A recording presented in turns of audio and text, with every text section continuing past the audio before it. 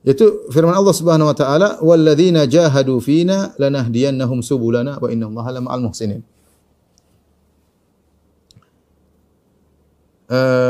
Ikhwan dan akhwat yang dirahmati Allah Subhanahu wa taala, ayat ini dalam surat Al-Ankabut yang terakhir, surat Al-Ankabut ayat 69. Walladzina jahadu fina lanahdiyannahum subulana. Ini ayat terakhir dari surat Al-Ankabut. Surat ke-29, ayat ke-69. Orang-orang yang berjuang di jalan kami, maka kami akan bukakan bagi dia jalan-jalan kami. Yang berjuang kami akan bantu membuka jalan-jalan kami. Tapi berjuang di jalan kami. Ayat ini, ayat terakhir dari surat Al-Ankabut. Bagaimana awal ayat dari surat Al-Ankabut? Awal ayat dari surat Al-Ankabut menyuruh kita untuk bersabar dan Allah akan beri ujian kepada kita.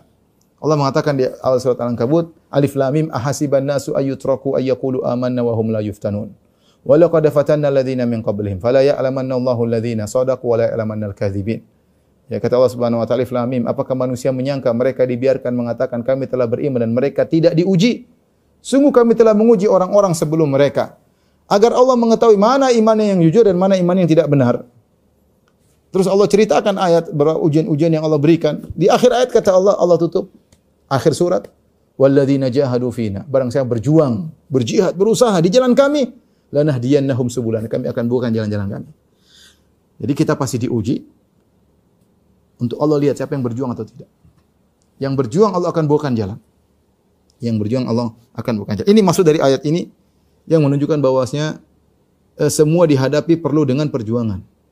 Apalagi dalam dakwah, dalam medan dakwah, lihatlah menyuarakan tauhid, berdakwah perlu dengan perjuangan, perlu dengan kesabaran, penuh dengan rintangan.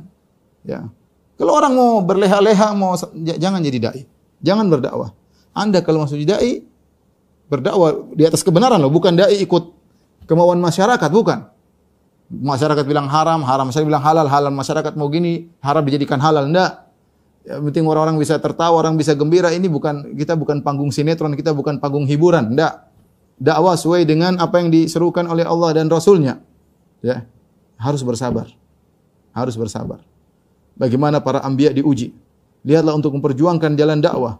Bagaimana lelahnya Adam, bagaimana setengah matinya Nabi Nuh alaihissalam mengeluh kepada Rabbul Alamin, bagaimana perlakuan umatnya, bagaimana anaknya yang kafir, bagaimana istrinya yang kafir.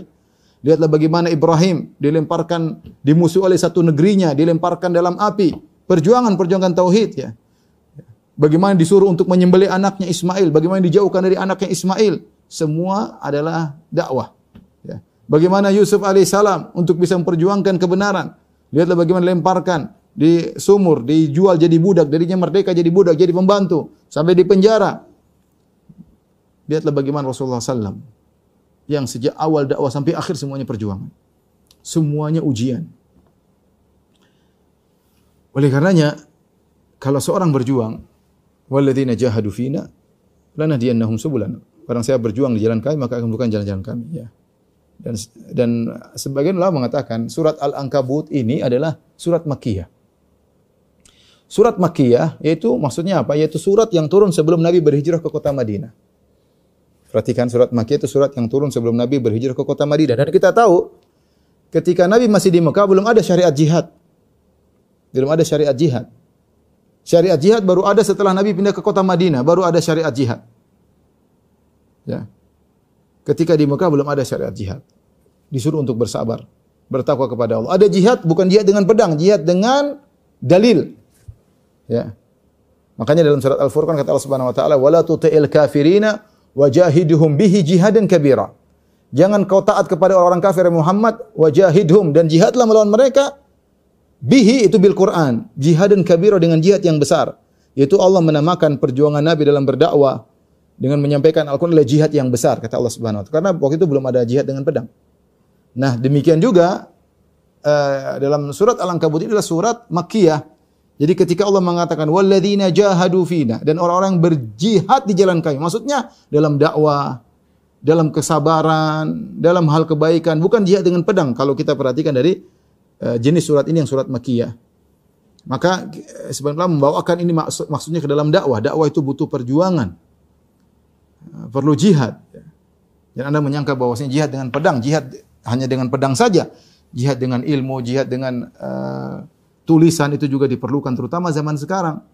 Ya, betapa banyak orang Islam dengan ilmu, betapa banyak orang mengenal sunnah dengan dakwah. Ya. Gangguan ada pasti, nggak mungkin nggak diganggu, pasti diganggu. Ya. Kalau para anbiya orang-orang super mulia diganggu, apalagi kita yang orang-orang penuh dengan dosa dan kekurangan, ya pasti diganggu. Ya. Kalau ada dai yang semua orang suka, tidak ada yang ganggu, ya repot, ini ada masalah. Entah dia menyembunyikan kebenaran, entah dia mengikuti selera masyarakat. Taib, perhatikan di sini. Allah berfirman, "Walladzina jahadu fina," dan orang berjuang di jalan kami.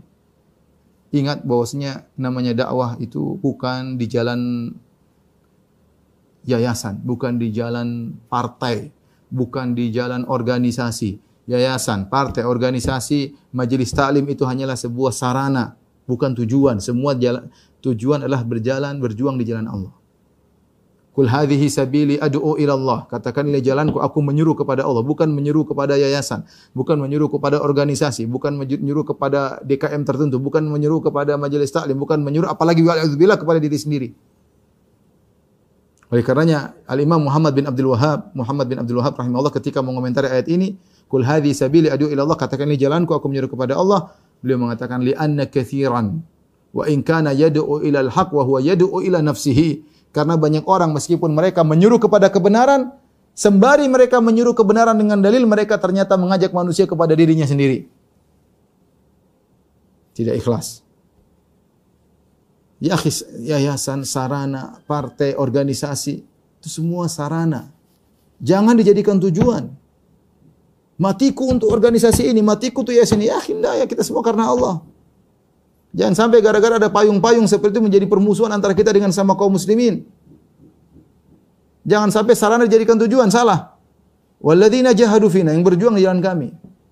Ya, sebagian orang kemudian berjuang bukan karena Allah tapi dibumbui seakan-akan karena Allah. Tidak, dia berjuang untuk dirinya.